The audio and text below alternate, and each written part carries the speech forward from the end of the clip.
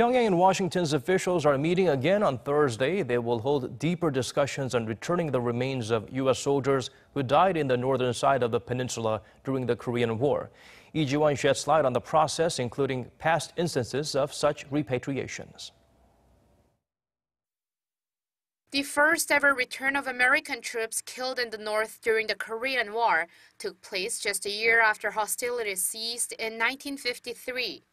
As agreed, the opposing sides in 1954 exchanged the remains of soldiers they had found, which meant some 2,200 Americans were laid to rest at home. But it wasn't until 1990 that the repatriation of soldiers was officially brought up again. In 1990, the repatriations resumed as Pyongyang wanted to improve ties with Washington. It sent the remains of 5 soldiers through the inter-Korean truce village of Panmunjom. There have been more than 30 joint searches for U.S. troops left behind, but the last time any were repatriated was in 2007, as ties between Pyongyang and Washington deteriorated due to North Korea's growing nuclear threat. Things got tense at times. For instance, when the remains were found to include animal bones, something North Korea was accused of doing deliberately. As of now, an estimated 635 sets of remains have been sent back, with 334 of them identified.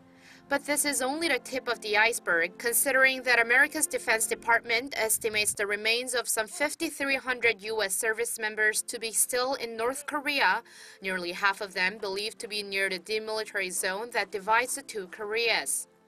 And now, after 11 years, hope has re-emerged with a promise from North Korea to return as many as 200 sets of remains of America's fallen heroes as a result of the first ever North Korea-U.S. summit.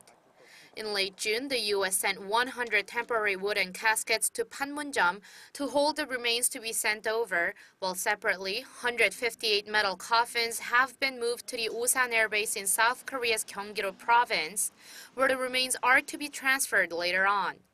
The remains are then expected to be sent from South Korea to either Hawaii or Nebraska for identification.